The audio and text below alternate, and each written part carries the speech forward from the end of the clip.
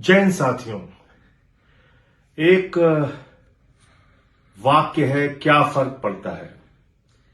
क्या फर्क पड़ता है अगर हिंदुस्तान 200 लाख करोड़ रुपए के कर्ज में डूबा हुआ है। क्या फर्क पड़ता है अगर हिंदुस्तान में 45 करोड़ बेरोजगारों की फौज खड़ी हुई है। क्या फर्क पड़ता है अगर किसान खाद की एक बोरी के लिए लाइनों में लग के मर जाता है।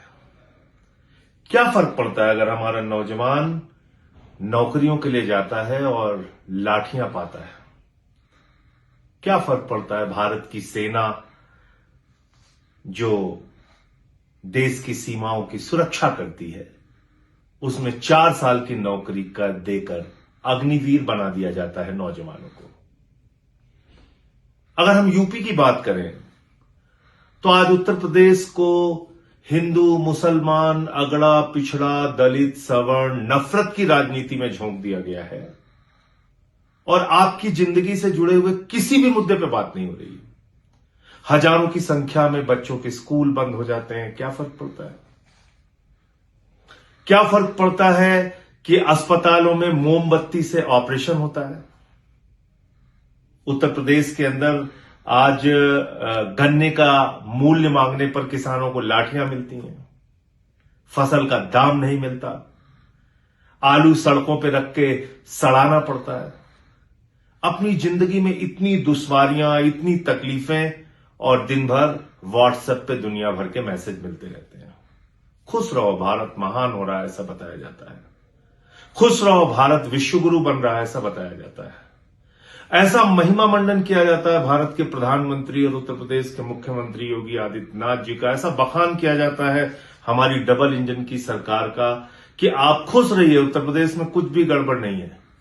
इनको मार देंगे, उनको उड़ा देंगे, इन पे बुलडोजर चला देंगे, बड़े बड़े भाषण। खुश रहिए आप लोग इन्हीं को सुन के। लेकिन क्या कभी हमने सोचा कि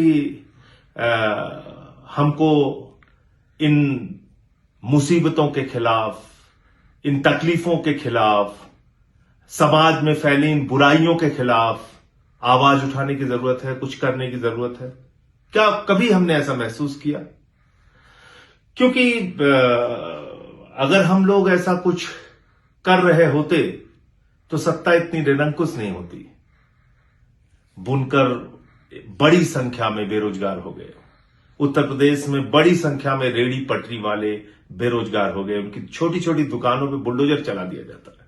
नहीं सोचते कि कैसे वो लोग अपनी दुकान चला रहे हैं, अपना परिवार चला रहे हैं। बुलडोजर आता है, उनकी दुकान को उजाड़ के चला जाता है। कोई कुछ बोलता है, विपक्ष का नेता, उसको पकड़ के जेल में डाल दिया जाता है।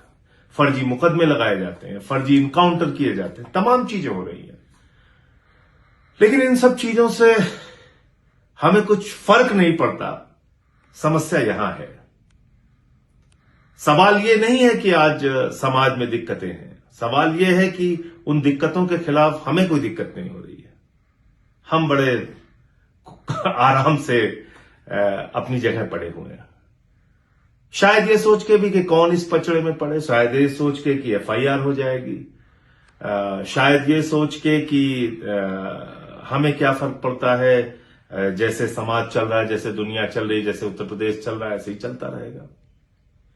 लेकिन फिर मन में एक सवाल उठता है कि अगर यही बात राष्ट्रपिता महात्मा गांधी ने सोच ली होती, अगर यही बात शहीद आजम भगत सिंह ने, शहीद सुखदेव ने, शहीद राजगुरु ने, नेताजी सुभाष चंद्र बोस ने, शहीद राम प्रसाद बिस्मिल ने, शहीद अशफाक उल्ला ने, शहीद रोशन सिंह ने, शहीद राजेंद्र लहरी ने, शहीद चंद्रशेखर आजाद ने, हिंदुस्तान के तमाम शहीद खुदीराम बोस ने, तमाम क्रांतिकारियों ने अगर ऐसा ही सोच लिया होता कि क्या फर्क पड़ता है, हिंदुस्तान गुलाम है तो गुलाम रहने दो, चल रहा है जैसे चलने दो। 190 साल तक अंग्रेजों का गुलाम रहा हिंदुस्तान। उनके खिलाफ लड़ने वाले लोग भी तो हिंदुस्तानी थे, लाखों करोड़ों की संख्या में।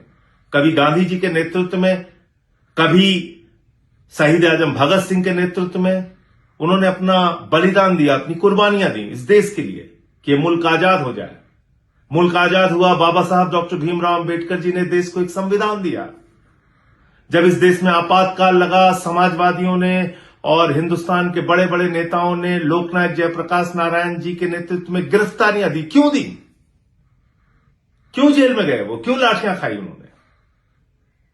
क्योंकि वो लोकतंत्र को बचाना चाहते थे, आपके अधिकारों को बचाना चाहते थे। वो सर झुका के नहीं जीना चाहते थे। लेकिन आपको अपनी समस्याओं से कोई फर्क नहीं पड़ता। जैसा चल रहा है वैसा चल रहा है। व्हाट्सएप पे दिन भर आप दुनिया भर के मैसेजेस पढ़ रहे हैं तो पढ़ रहे हैं। कोई मंत्री गंदा पानी पीने पर 10 लोगों की मौत हो जाए, 15 लोगों की मौत हो जाए, उसके बाद कहे कि घंटा फर्क नहीं पड़ता, और आपको फिर भी गुस्सा में आए। साइंटिस्ट सोनम वांगचुक जेल में है और रेपिस्ट जेल के बाहर हैं, फिर भी आपको कोई फर्क नहीं पड़ता। तो मुझे तो फर्क पड़ता है, मुझे तो तकलीफ होती है, मेरे मन में तो बेचैनी होती है सब कुछ देख के। और इसीलिए लगातार उत्तर प्रदेश में आम आदमी पार्टी की तरफ से अपने साथियों के साथ मैं निकल पड़ा हूं अपने घर से, रोजगार दो, सामाजिक न्याय दो का नारा लेकर। आज उत्तर प्रदेश में नौजवान बेरोजगारी की मार झेल रहा है। उसका पेपर लीक पे पेपर लीक हो जाता है। चपरासी से लेके, लेखपाल से लेके, सिपाही से लेके, दरोगा से लेके पीसीएसजे तक के पेपर लीक हो रहे हैं। टीचर्स की भर्ती में घोटाला हो रहा है। पिछड़े वर्ग के लोगों का आरक्षण खाया जा रहा है। तमाम चीजें उत्तर प्रदेश में घटित हो रही हैं। और सामाजिक भेदभाव की तो ऐसी पराकाष्ठा है कि मंदिर की सीढ़ियों पे पासी समाज के बुजुर्ग को पेशाब चटवाई जा रही है।